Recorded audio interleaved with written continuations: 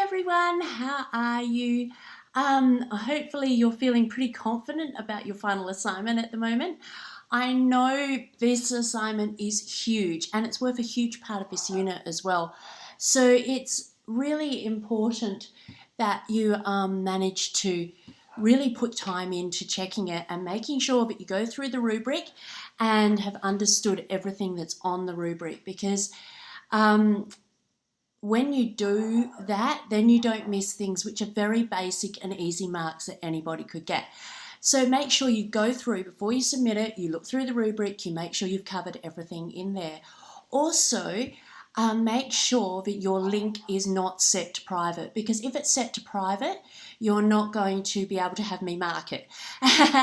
And sometimes I've had this problem with websites where people have set them to private and then I haven't been able to get in, and I've emailed and nobody gets back to me, and then you end up with a really bad mark.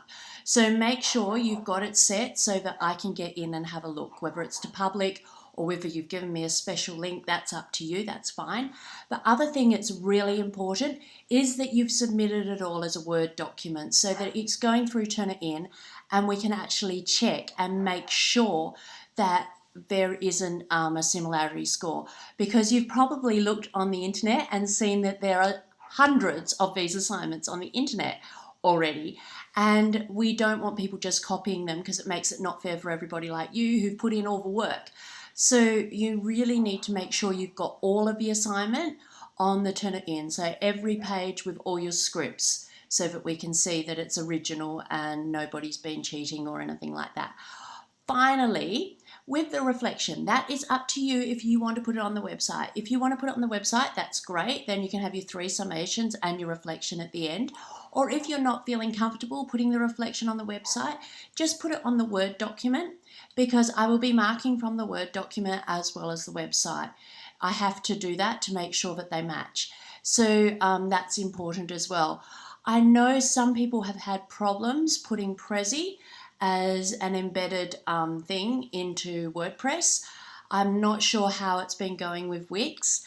I know with WordPress, if you've got the paid version, you can put it in as an embedded link. And I'm thinking that maybe it's the unpaid version, the free version, that you can't put it in as a proper embedded site. But as I said, if you want to put it in as a screencast-o-matic, so you could film your way through it and talk through it, you could do it that way. Or else just put the link and I can go from there. It doesn't look as flash or look as great, but that's it. Final thing, check your APA guide before you submit it. Go to the APA guide, have a look.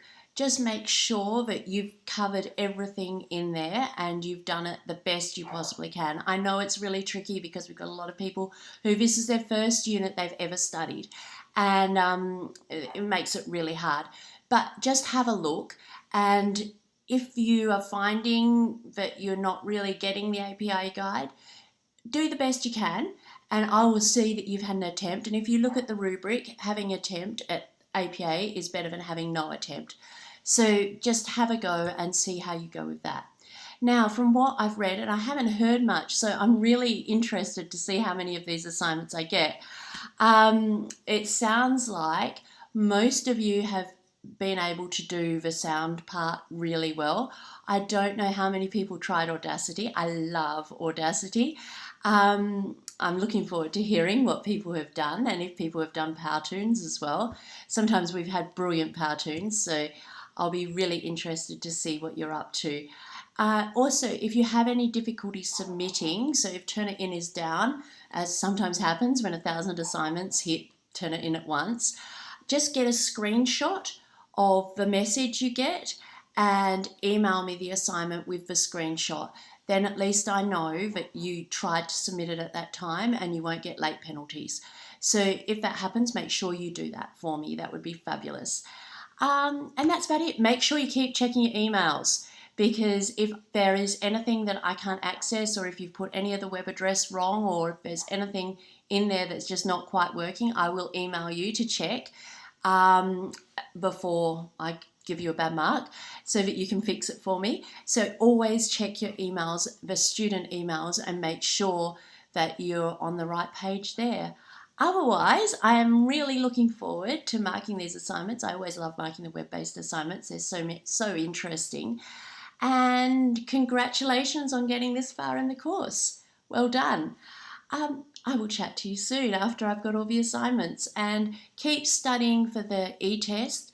The e-test isn't hard, and you'll find if you go through the activities that will really help you with the e-test as well, because that way you'll become more familiar with the different wording and everything. The e-test largely comes from the textbook.